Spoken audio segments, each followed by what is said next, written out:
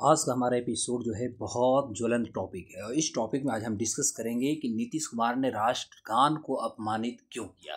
क्योंकि यह आरोप भारत में एक तरफ से देखेंगे और भारत के एक बहुत बड़े प्रांत के मुख्यमंत्री नीतीश कुमार जो बिहार के मुख्यमंत्री हैं, तो माननीय मुख्यमंत्री नीतीश कुमार बिहार के जो हैं, एक इनके कहा जा रहा है कि एक बड़े प्रांत एक बड़े राज्य के मुख्यमंत्री ने भारत के जो हमारे राष्ट्रगान है, जो देश की राष्ट्रगान है, इस राष्ट्रगान को इन्होंने अपमानित किया है। और यह आरोप लगाने वाले विपक्ष के नेता, बिहार विधानसभा के विपक्ष के नेता तेजस्वी यादव जी का कहना है कि माननीय मुख्यमंत्री जी ने भारतीय राष्ट्रगान को अपमानित किया है, इसलिए इन पे केस दर्ज होनी चाहिए तथा राष्ट्रद्रोह का इन पे केस दर्ज होना चाहिए। तो आज हम बात करेंगे। एक्चुअली मैं आपको बता दूं कि ये जो आप प्रोग्राम देख रहे हैं, माननीय मुख्यमंत्री जी जो है, ये माननीय मुख्यमंत्री जी देखेंगे यहाँ हाथ जोड़े हुए हैं, यहाँ पर हैंडशेक कर रहे हैं और हमारा राष्ट्रगान जो है, यहाँ पर राष्ट्रगान चल रहा था, इसी दौरान की बात है। क्योंकि मैं बता दूं कि पटना में एक आयोजित हो रहा था विश्व सेपक टकरा प्रतियोगिता। विश्व सेपक टकरा प्रतियोगिता जो हो रही थी, इसी टकरा प्रतियोगिता में माननीय मुख्यमंत्री जी उपस्थित हुए थे और इसका मतलब उद्घाटन कर रहे थे। और इसी उद्घाटन के दौरान आप देखेंगे तो माननीय मुख्यमंत्री जब हमारा राष्ट्रगान बज रहा था, तो इसी राष्ट्रगान के दौरान वो हैंड से करते तथा लोगों से बात करना शुरू करते हैं। तो ऐसे में यह जानना आपके लिए बहुत जरूरी हो जाएगा कि राष्ट्रगान के दौरान क्या क्या सावधानियां हमें बरतनी चाहिए।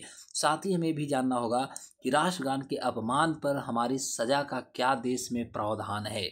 और आज ये सभी चीज़ों को हम बात करेंगे। सबसे पहले हम सभी जानते हैं कि हमारे देश के जो राष्ट्रगान है, जन गण मन अधिनायक जय हे, यह देश का हमारा राष्ट्रगान है और यह देश की हमारी एकता, अखंडता और जो समर्पण जो होती है, इसका एक प्रतीक है। चूँकि आपको मैं बता दूं कि 24 जनवरी 1950 को संविधान सभा जो थी, संविधान सभा ने इसे पारित कर देश का राष्ट्रगान घोषित किया था। और राष्ट्रगान के लिए कुछ हमारे यहाँ नियम भी बनाए गए हैं, ध्यान देंगे। और राष्ट्रगान के 5 अंतरा हैं जिन्हें 52 सेकंड में मुख्य रूप से गाया जाता है।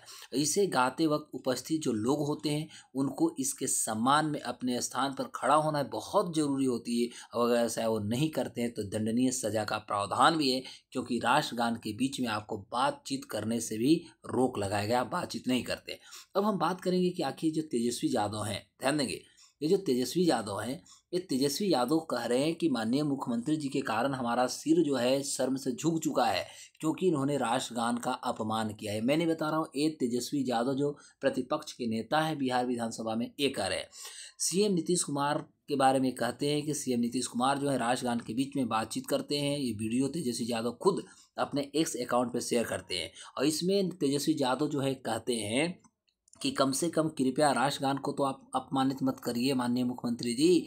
युवा, छात्र, महिला और बुजुर्गों को तो आप प्रतिदिन अपमानित करते ही है। कभी महात्मा गांधी के शहादत दिवस पर आप ताली बजाकर उनकी शहादत का मखौल उड़ाते हैं, तो कभी राष्ट्रगान का। वह आगे ये भी तेजस्वी लिख रहे हैं कि आपको याद दिला दें कि आप एक बड़े प्रदेश के मुख्यमंत्री हैं। चंद सेकंड के लिए भी आप मानसिक और शारीरिक रूप से स्थिर नहीं हैं और आपका इस तरह की अचेत अवस्था में इस पद पर बने रहना प्रदेश के लिए अति चिंताजनक बात है। तो बिहार को बार बार यूं अपमानित मत करिए, ये स्टेटमेंट देने वाले हैं तेजस्वी यादव जी।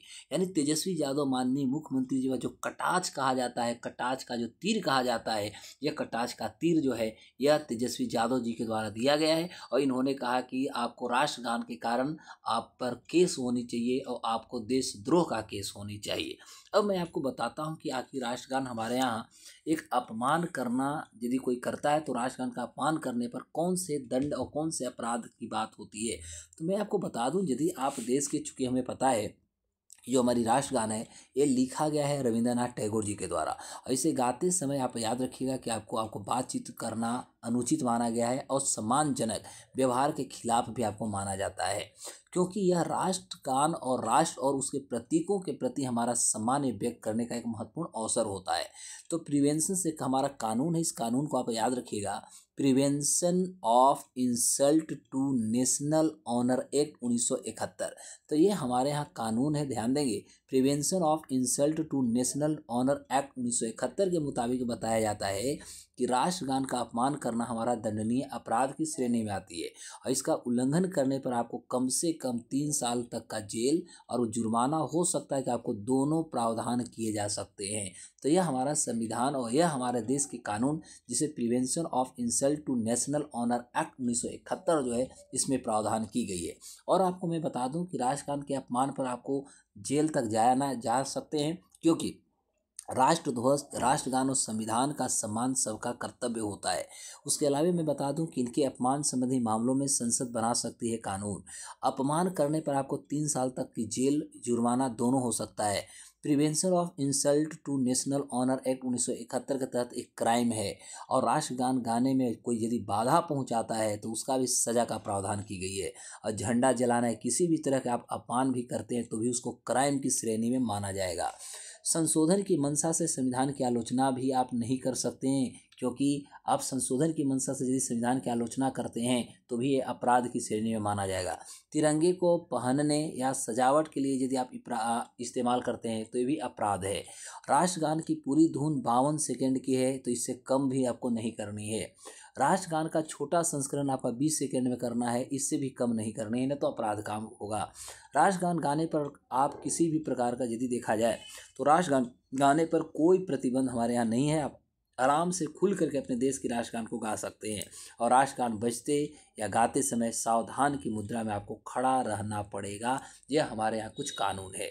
लेकिन याद रखिएगा कि सुप्रीम कोर्ट ने ये भी कह दिया है कि आप फिल्मों में राष्ट्रगान बजने पर खड़े होने के लिए ज़रूरत नहीं है, क्योंकि जब ये राष्ट्रगान किया गया था अनिवार्य रूप से, तो आप देखे होंगे कि बहुत सारे दंगा फसाद जैसे स्थितियां हो गई थी। फिर सुप्रीम कोर्ट को इंटरफेयर करना पड़ा, क्योंकि वहाँ पर कुछ डिसेबल्ड होते हैं तो कुछ कर सकते हैं, बुजुर्ग होते हैं, कुछ बच्चे होते हैं। तो ऐसी स्थितियों को देखते हुए सिनेमा हॉल पर इसके जो लगाए गए थे, जो लागू किए गए थे, उस पर थोड़ा सा नरमता कर सकते सुप्रीम कोर्ट के द्वारा दी गई।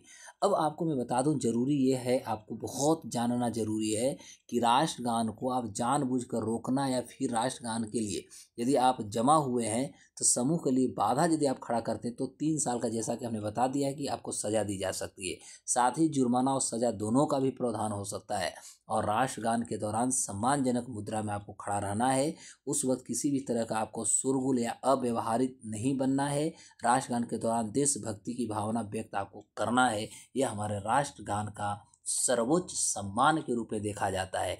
तो यह आज की बात हुई जो तेजस्वी यादव जी के द्वारा माननीय मुख्यमंत्री पे आरोप लगाए गए कि माननीय मुख्यमंत्री जी ने ऐसा किया वैसा किया। तो अब प्रश्न होता है कि हमारी कानून क्या कहती है, आप सभी को जानना होगा। और मेरे प्यारे दोस्तों, आप सभी अपनी अपनी प्रतिक्रिया देंगे कि क्या तेजस्वी जी ने कहा सही किया, क्या एक कानून हमारे जो है इस सबके लिए लागू होनी चाहिए, क्या मुख्यमंत्री जी पर भी इसका कानून का जो डंडा होता है, क्या कानून का डंडा चलना चाहिए। आप अपने कमेंट सेक्शन में ज़रूर बताएं। तब तक के लिए नमस्कार, जय हिंद।